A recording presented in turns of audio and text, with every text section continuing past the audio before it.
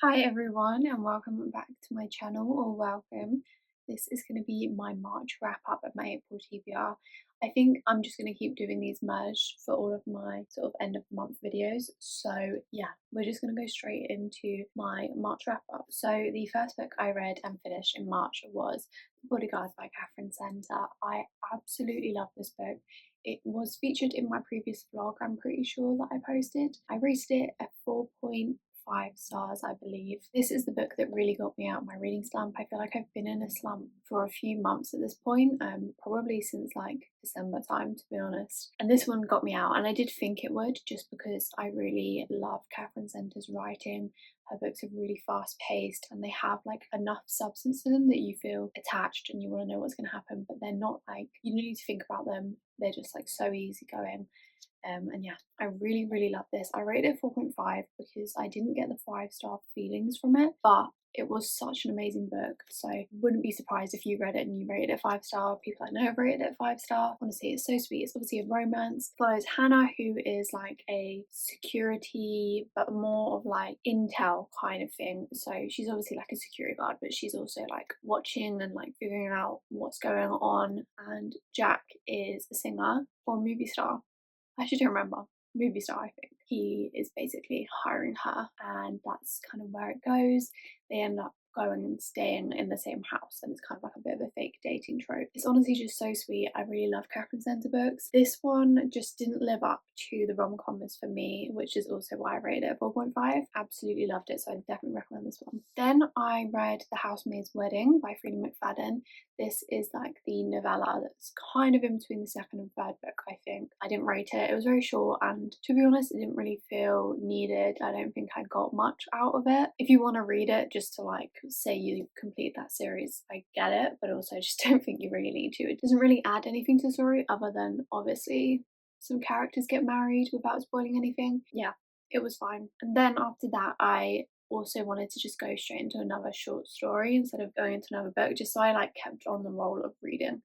And I read The Second Act of Romance by Julie Soto. This is part of the new Amazon series, came out around Valentine's Day. I just thought I'd give it a go. I haven't read any of her books before, but they have been on my radar, and this was fine. I don't think it was my favourite short story romance that I read, because I have read quite a few of the like Prime series in the past. I don't think it's my favourite by any means, but it was still kind of cute. I definitely was skimming parts of it.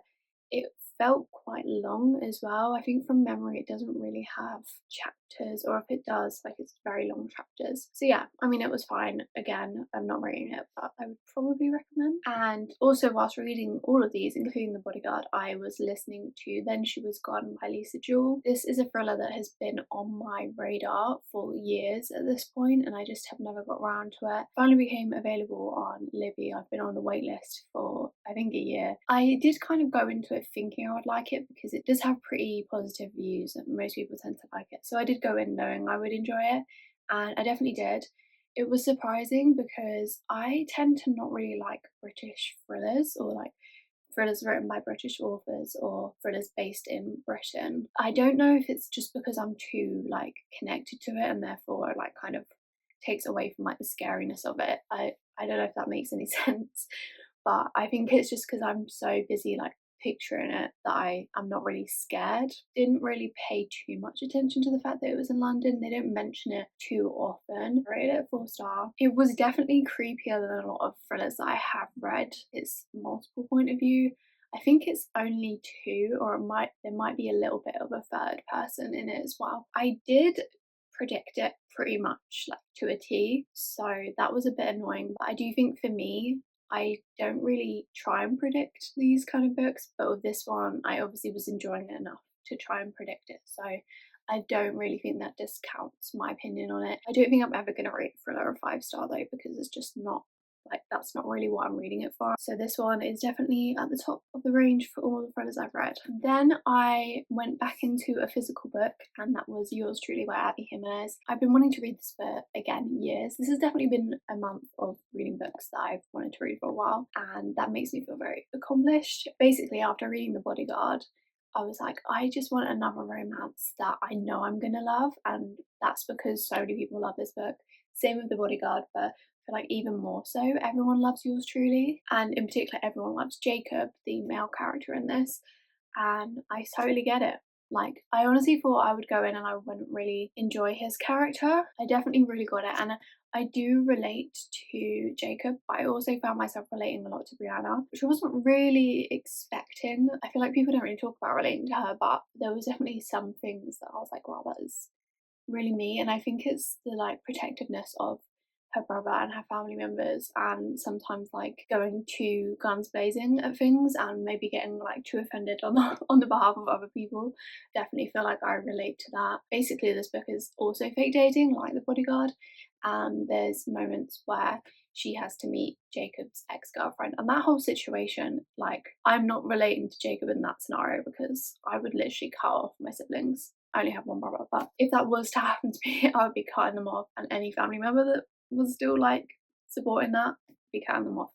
But Jacob's a great guy, and he is much stronger than I am. But basically, Brianna obviously meets them. She just dislikes her from the get go. She doesn't like her, but she also just doesn't like what she did to Jacob, and she just is like kind of rude to her, just kind of basically is straight away like, I hate her, and that's so me. So yeah, I went into this thinking I would relate to Jacob in some aspects, and I did, but I actually found myself relating more to Brianna than I expected. Really loved it. I loved the hospital setting as well. I feel like in Part of Your World, you obviously do get that, but it's not to the same extent that it is in this. Like this book revolves a lot around their romance and not so much the workplace, but it's still a big part of this book. Whereas I feel with Part of Your World, it's more her trying to find herself outside of work. Anyway, I've been rambling a lot. I love this. I think I preferred it to The Bodyguard in terms of just how connected I was to the relationship. So I rated it a 4.75. I would recommend them both if you haven't read them yet. I feel like almost everyone's read Yours Truly by now. Before filming this, I was planning to say maybe don't even read Part of Your World. Like, you don't really need to. You could just go into this. But my brother's girlfriend just read Part of Your World. Hey, if you're watching. And she loved it. She rated it 5 star. I was surprised because I think I rated it 4, or maybe not even a 4, maybe a 3.5. She really loved it. So each to their own, I guess. But I love this a lot more than Part of Your World. And then the final book I am hoping to finish, because it is not actually the end of March when I'm filming this, is House of Earth and Blood. In my last video wrapping up February, I was sort of saying how I wasn't sure if I should read this because I didn't know if it would put me in a slump. I'm absolutely loving it. I am thinking I'm going to rate it 5 star at the moment because I'm just enjoying it so much. I think it's taken me by surprise so much, and that's kind of why I'm leaning towards the 5 star. I'm just so pleasantly surprised by this. I have filmed a reading vlog that will hopefully be coming out kind of soon. I wasn't expecting to love Bryce, the main character, as much, and I wasn't expecting to love the romance that's kind of building in this book as much as the other ones. It's like a modern fantasy basically. There's obviously all sorts of fae and like magical beings, but it feels like a real world. There's a mystery going on, which also kind of just makes it so different. I don't really know how to describe it other than it feels more like I could be reading Yours Truly and there's a mystery and fantasy elements to it. And I just, yeah, I'm loving it so much.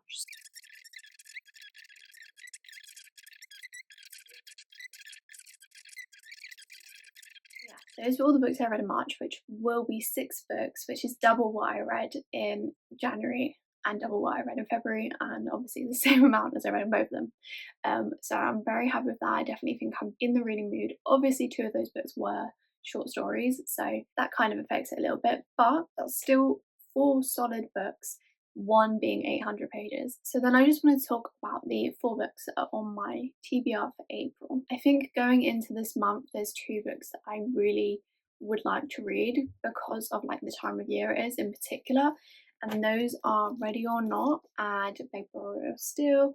This is I think it's a standalone romance by Cara Bastone. It's set in New York, I believe, and it's about the female main character Eve, and I think she's pregnant, and then she has like a romance with this guy. And it's just obviously it's very spring, and I don't know, by the time it gets to May, I'm wanting to read summer books, so I do want to get my like more spring ones done in April. So that's definitely on my TBR. And then Beg, Borrow, or Steal is obviously the 3rd book in the, is it Kentucky? I don't know, but the When in Rome series. I have a feeling it has a name. It's set in Kentucky. It's set in Rome, Kentucky. Anyway, that series. I enjoyed When in Rome. I loved Practice Makes Perfect, the second book. And I think I'm going to really like this one as well. And I don't know why it gives me spring vibes, but it kind of does. It's definitely not a summer book, so I think I want to get to it in April, and it's pretty short. Both of these are quite short actually, and I've obviously been on a bit of a romance kick, and these two both have positive reviews as well. And then the other book that I would like to get to is A Fragile Enchantment. This I've had on my TBR for at least a year now, and it's a fantasy romance. I don't know if it's young adult, but it's kind of giving like young adult, new adult vibes to me. And I don't know, it just has a spring kind of vibe. I don't know if it's based in spring or anything like that, but I would like to get to it. It's one that I feel like I'm never going to read unless I just jump into it. So I want to put it on the TBR because I have been following my TBR pretty well. And then the final book that I want to put on that was a bit unexpected is Hello Stranger by Catherine Center. This is like my least want to get to, only because the other three are, I feel like, quite spring books, and this one apparently is a good time of year to read it, but I don't want to put too much pressure on myself to read it when I have those three that I've had for ages. This one I got from my brother's girlfriend. She really loved this one, so I obviously want to give it a go. That's my fourth book that's going on the April TBR. So those are all the books I read in March and want to read in April. I hope you enjoyed the video, and I will see you in the next one.